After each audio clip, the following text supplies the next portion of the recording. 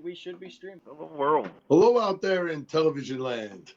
Hello, NABLL. Welcome. Woohoo! Hello, Yeti Nation. We're live. So with us today, we have the one and only Paul Noecker and the one and only Bob Leary, the voice of the Utica Yeti. What's up, fellas? What's up, Bobby? I know those guys. I know those guys. So we were talking a little bit about the NABLL. How many of these players do you guys know on other teams just from the years of playing?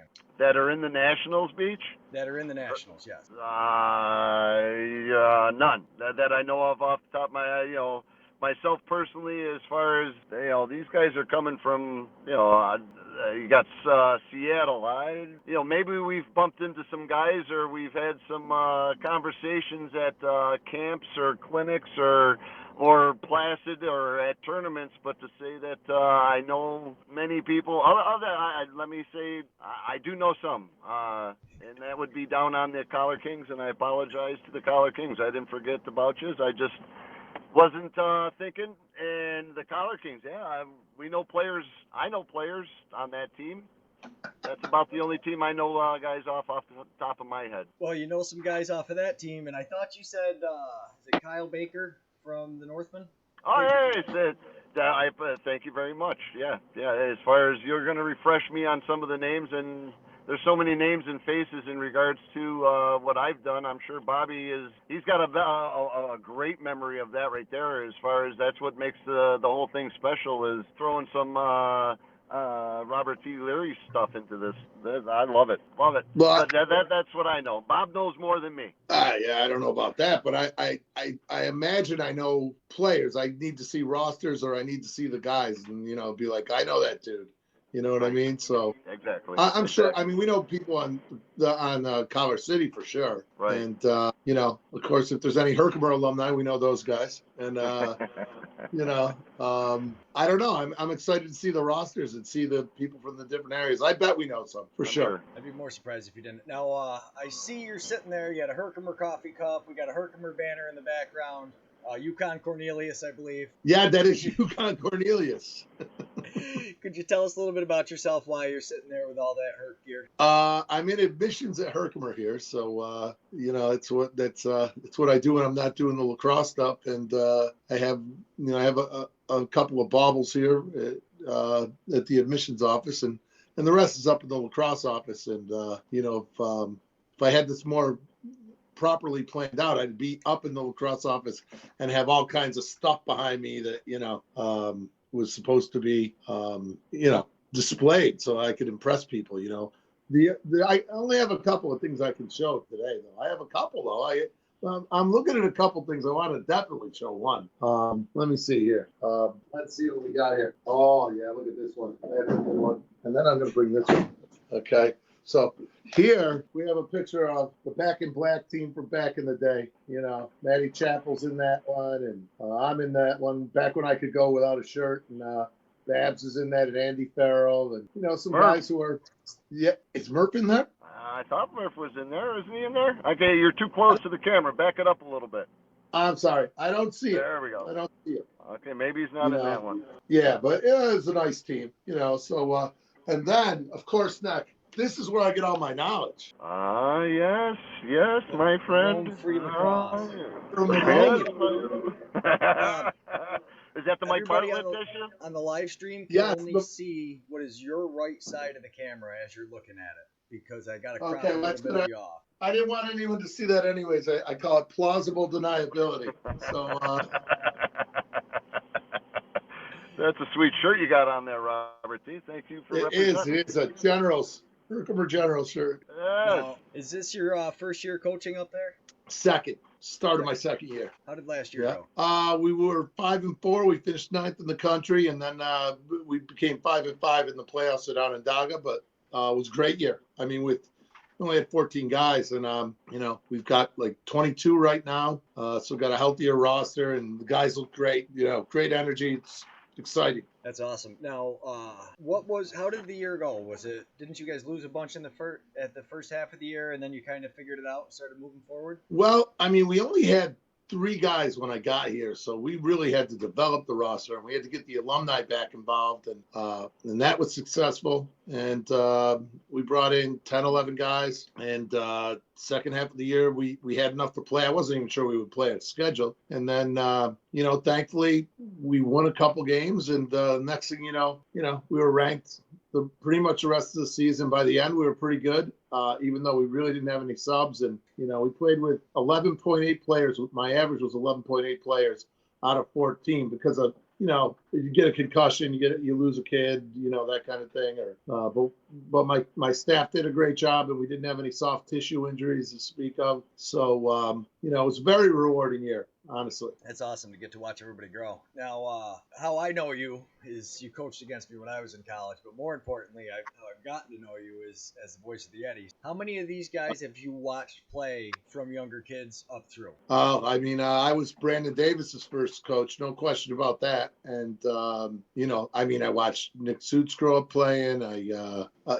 Sully, I coached Sully in high school, and, I steered him towards Hartwick where he went, and he was a tremendous player. I didn't really know Mario. I knew quite a lot of them, and I got to know, I knew Neil. I kind of got Neil and Paul connected, and and that was an important piece, I think, to have a guy with the knowledge that Neil has. That was helpful. I worked a camp with 4 by Hill, and he's been great. Hit it off with him right away, and Cam Bomberry kind of brought us together out at Beach Dogs Camp out in Rhode Island, and it's been a great thing. And most of the guys on the team I was familiar with at the very least. Like Blaine Stotler, I didn't really ever coach him, but I played against him a few times, and you had the game plan for him. So yeah, he's one of the guys you try to neglect in the broadcast. You don't. Blaine, I gotta de-emphasize that other play. Yeah, I can't be emphasizing the Department of Motor Vehicles too much. So no, sincerely. On that? I love those guys, and really, I love Nick Evanoff. I think he's doing a great job, and I do get a little carried away with the Herkimer thing sometimes. So I'll try to give love to Polly and Utica University and everyone else. If we ever have any Hamilton guys, which we did, we had Austin Curtis was a Hamilton coach, and Nate Farrell was a Hamilton coach. So we've had guys. Miz was up there for a little while too, wasn't he? I don't know. I know he was at Utica University before he was at Poly. Yeah, he was. Yeah. Now I know Versace's coaching girls at SUNY Poly. Is that? Mm-hmm. Oh my. Well, Neil was over at the World Games doing, and I apologize. I think I said Switzerland the other day, but wasn't it Netherlands? The Dutch team. Yeah. It was the Netherlands. I corrected. I put the Dutch team. I put the link over the top for you. Okay, appreciate that. You got to do easy voiceovers over Noecker. This gaff brought to you by Robert A. Dick's Insurance Agency. There you go. I like it. Yeah, There's a couple loud Yeti calls during the last game. Sorry about that, people. But as far as coaches, well, I know Blaine is actually, I think he's a track coach at one of the local schools, isn't he? Yeah, and he's a strength coach at MVCC, I think. I believe so, yeah. As far as Nick Suits helps out actively, Tyler Hutchinson is active in the coaching scene with Whitesboro. Yep. As far as down in the Binghamton area, I know Brian Conzola helps out with their I think at Union. Shenango Valley. Is that where he's at? I think he's at Shenango Valley. Forks?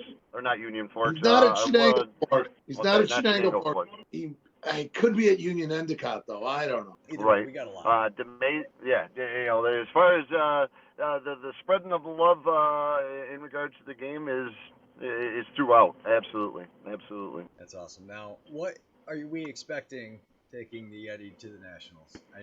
That's one thing me and Paul talked about earlier. There's not a lot of college guys on their team. They're losing their face-off guy, which Jimmy Vanu steps up huge. Did last game. That he won't be missed, but compared to some of these other teams, I've talked to 2 that have 3 to 5 college guys on each team you're missing? Well, I mean, I think getting out.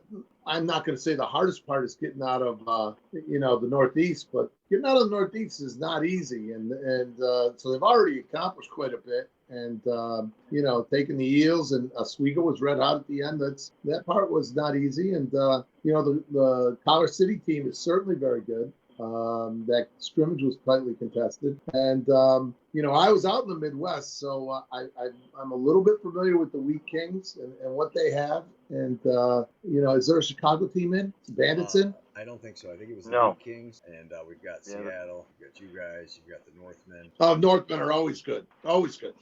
Now they're one of the older They're teams in gonna the be tough. league. It seems everybody knows who they are. Right. Tony Sorcy was involved with them before he came to Utica. They were the Voyagers, right? Oh, that's right. He was with the Voyagers. You're right. Yeah, it was the Voyagers. Yes. Yep, it was the Voyagers. But I think Never somebody mind. said the Voyagers became. But those players, so several of those players are part of the Northman organization. Yes. Right. And Yeah. you know what? It's everyone's going to be good. You have to assume that. It's going to be, I think it's going to be Yeah. amazing lacrosse. I think we're fortunate to be able to stream it, so hopefully I'll be able to see it.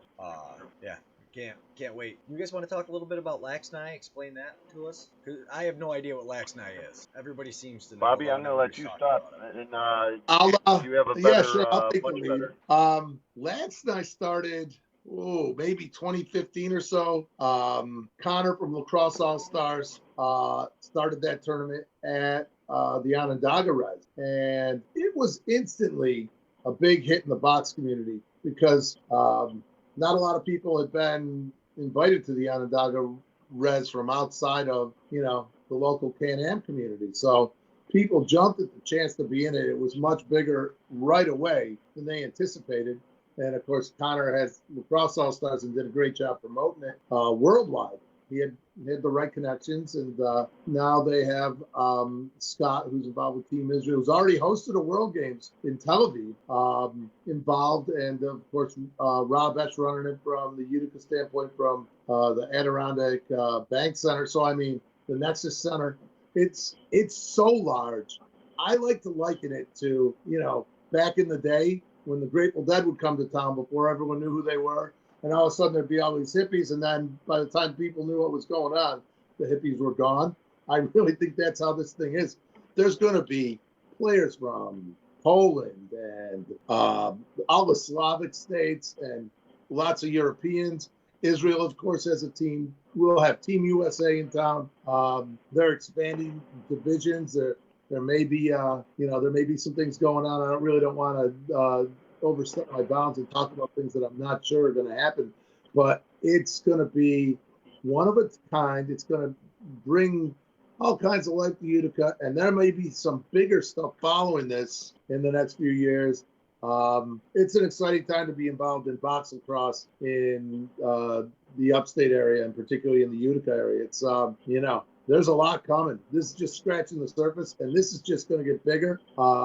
Can't say enough about Laxnai, the experience. It's going to be kind of like Lake Placid meets the World Games meets box lacrosse, and the three cultures melding. And we happen to have the 92 team here at Herkimer, which was the first of a 3-year undefeated run, going in the Hall of Fame on Friday night. And then our alumni game is Saturday. And there's going to be a lot of Herkimer guys around too at the same exact time, which I'm not sure if that even should be legal, but it's going to be exciting to be romping around downtown Utica from Thursday to Sunday. It's going to be great, and I'm sure that they'll do it very, very well. So I'm excited about it. I wish I could be there all the time, but I'll be there every chance I get. That's all I have to say. And Paul has his team going in, and how many teams? We have 4 teams between Utica and Bang City and Tri-City has a couple of youth teams going in. It's going to be really, really special. As far as the word is out, I don't know, but I know we have interest of the women's. The women's interest has definitely jumped, Bob. I got some more info that we'll talk off off air. But exactly what you said. It's going to bring something to Utica. I mentioned to Beecher earlier that the whole downtown area, the community aspect, it's going to be it's going to be pretty awesome. I'm sure Utica, the celebrations of, Utica past. Well, get ready, Utica, because the celebrations of Utica going forth, I think they're going to rekindle some spirits. That's for sure. You know what you could liken it to, seriously, and Paul, tell me I'm not wrong on this one. When you go to Disney, that League of Nations area there where they got all the different nations? That's exactly what it's going to be. It's going to be Throw in pretty some awesome is what it's going to be. Oh, it's going to be amazing. Especially with it outside, the venue of how it's set up right now, it's going to be pretty impressive. They're closing down the middle road. They got the turf with the rink outside. They got lights, from what I understand. It's going to be quite a festive atmosphere in that, and that's just the outside. That's not even getting into the odd where the horn and the lights and everything else. But the outside, I think, is going to be just as festive in regards to the ability to move around and have fun. You're not sitting in a chair. You're around, you're gathered around the rink, and to see all the be able to see all the local guys. They're going to have their tents set up, and it's going to be not to say carnival, but like a carnival kind of experience. Like Bobby said, the League of Nations thing it's going to be pretty cool. I'm thoroughly I'm ecstatic about it. Love it. I love it. Yeah, what's not to love, really? Right? What's not to love, really? Yeah, what's not to love, really? Oh. Yeah. No. Sorry. I had the repeat there. I was trying to make sure that people were hearing us. Really? I gotta say, what's not to love, really?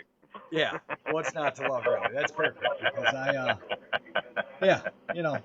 we couldn't be without hiccups. So hopefully that's the only hiccup. It Hopefully happened. they can hear you. As we heard, we are obviously hearing somebody. Herkimer. That's amazing. Are we all still there? Oh yeah. How does it feel to be a part of this? I mean, because really, I think you should get a lot of credit, because having the battle on the barge, the Laxnai guys being able to see what kind of show you could put on in Utica, and this is with a semi-pro team, so I mean, you've got guys that are they're paying you to play and putting it all out there. That speaks to how important lacrosse is to the area and these players. But how does it feel to help bring it here? Well, they're not paying us anything for sure, but anyways, as far as it's all about the love of the game.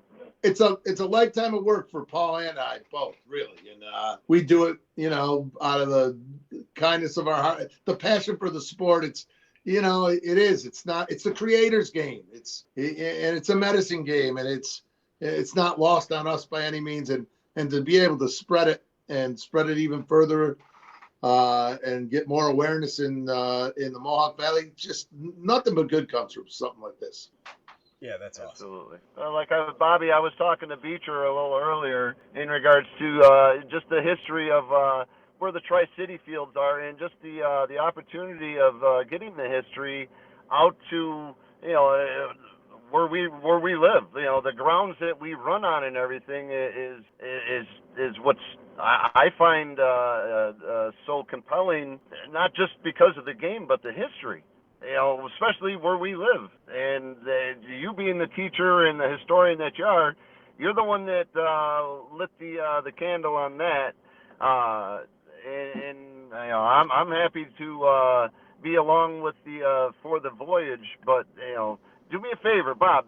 While we're online right here, the name of that book. What? The stick. Spirit in the Stick by Neil Duffy. That one. Spirit in the Stick. Spirit in the Stick. Thank you.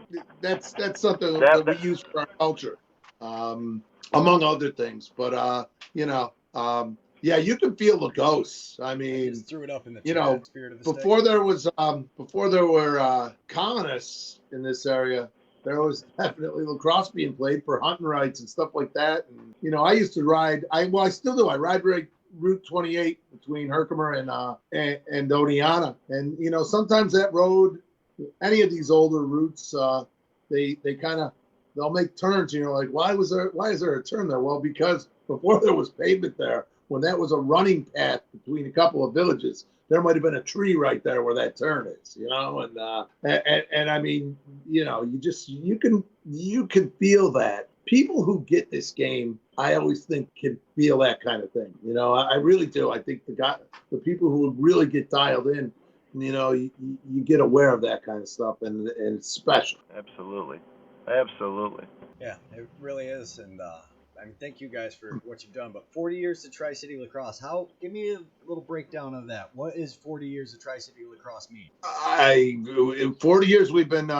There was a need when we started Tri-City. Paul was just a little fella, and Little guy. you know, we started. It was my freshman year of college, I think, and Gino DeCondo and I both had gone and played in college, and everyone else on the team. You know, you're from Whitesboro or Rome at the time. There was no such thing as New Hartford or Holland Patton or Clinton or any of that as far as lacrosse goes. What would happen is you find out when you're at college, you know, struggling against all these players from Fayetteville and Jamesville and Irondequoit and all over the place. Everyone goes home and they play all summer, and they're like, well, maybe we should do that. And so we got together and we formed a league, and Timmy Shane was there, and myself and Bobby Dix and Gino and Jack Angersano, who had coached us all.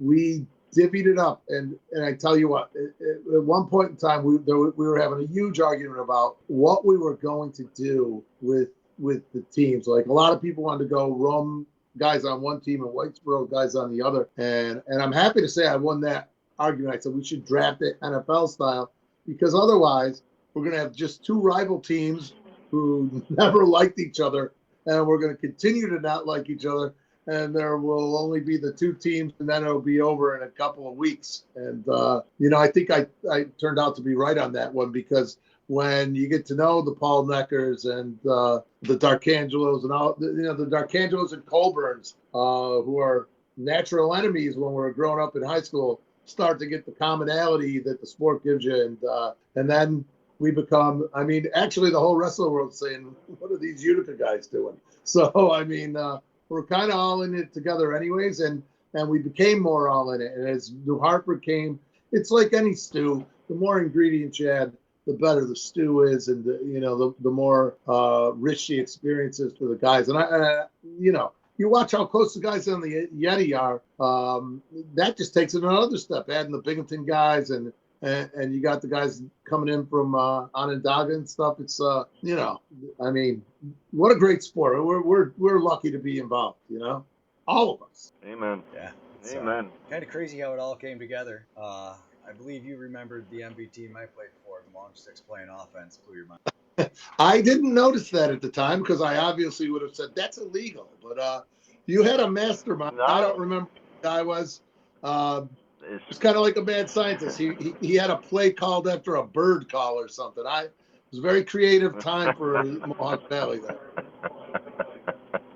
A lot of great things came out of Mohawk Valley. Hawks don't fly. Remember, Hawks don't fly, they soar. Hawks don't fly, they soar. Right. You know, so yeah, that was a great time, and you know, that was great. You guys were great.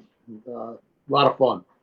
It was. I had never actually won a lacrosse game until I went to Mohawk Valley. My high school guy who knew a little bit about lacrosse, just a super awesome guy who coached, so we would have a team.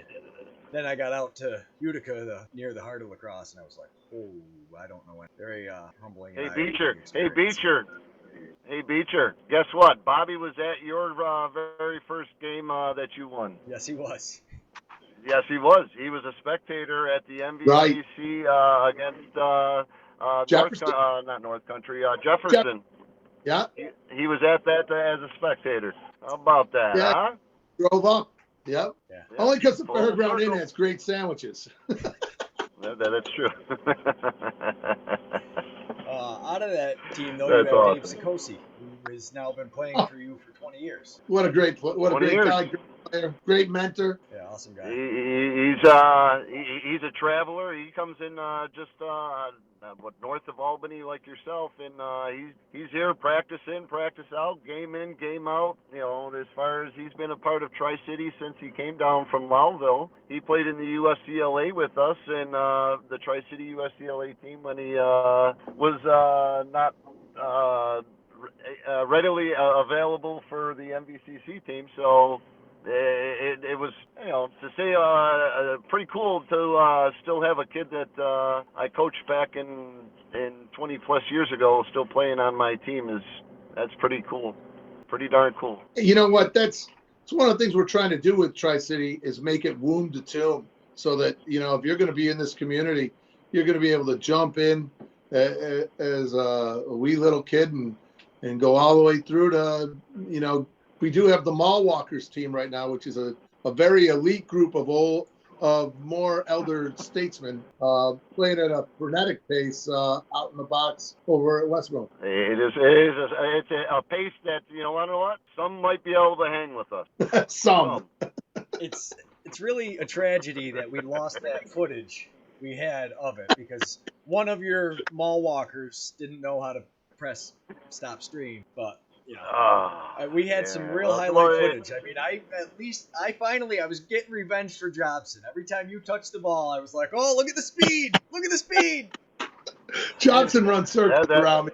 To be honest, Jobson is way faster than anybody gives him credit for. He's a lot of fun to watch. He's got great hands. He's got great hands.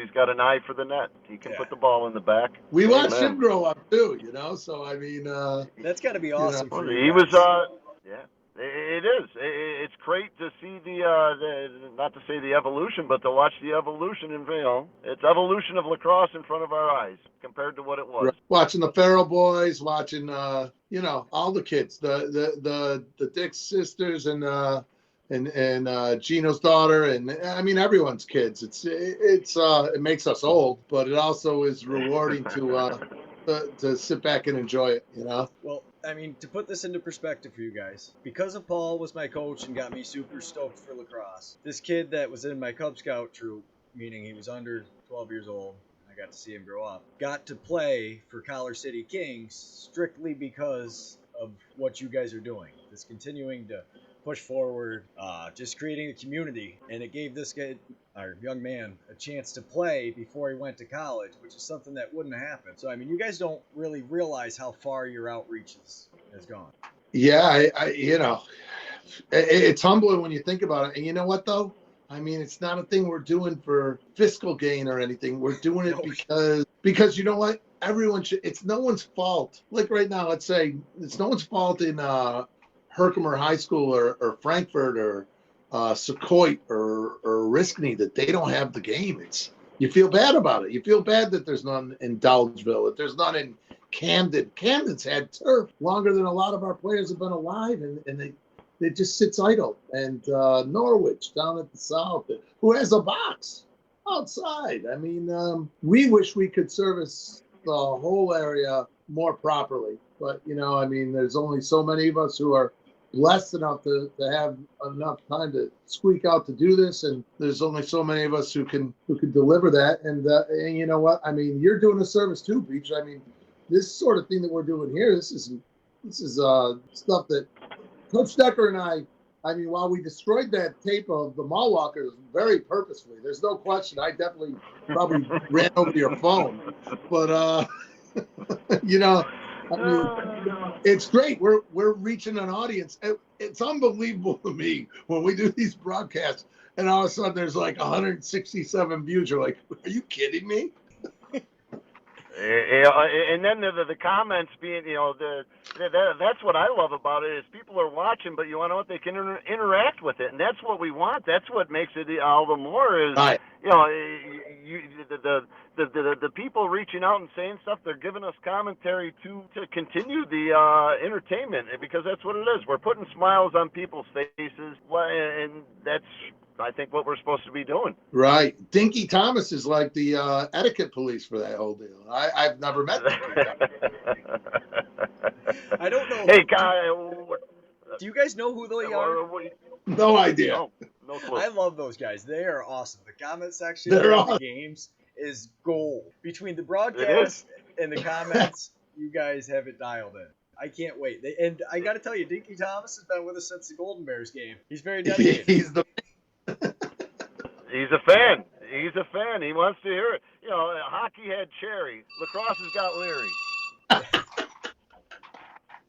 Wait till we put a suit and tie on the man, and he takes the tie off, and then he takes the jacket off. The L train is rolling. You can say. I mean, one of the best parts is, like, my wife loves going to the game just to listen to you two. She dies the whole way home. We spend talking That's about a compliment. That's a compliment. You out picture coverage there too, by the way. Listen, I gotta interrupt. Let me interrupt for a second. Not for nothing. What's that comment right there? My wife, she's sitting right next to me and everything. As far as the amount of comments that she's heard of me and Bob Leary over the course of the years, it's amazing that she sits there and still she puts a smile on her face and she shakes her head and she walks out of the room just because she knows it's going to be a while. But that's the one thing that I know Bob and myself both. I know myself and I know Bob. What our wives, amen to them. Amen. Yes, we all owe them a thank you because we spend way too much time watching grown men play lacrosse. I mean, hands down. When you try to explain it to anybody else, they're like, "What's the matter with you?" Yeah. We are Peter Pan. I got the luxury of sitting next to her next month. 25 years next month. And amen. Thank you, Lord, for letting her ride with me. Woo! Love it. Actually, me and my wife hit our 13-year anniversary. It's awesome. And once again, you want to know who my biggest fan is? Where is she? There she is. Hey, there you go. That's what it's all about. The family, the friends, spreading the love of the game. That's awesome. All right, is there anything you guys wanted to talk about? I mean, I know Herkimer. I think we covered it a little bit. We did touch on it once or twice. All right, well, we should probably end it here.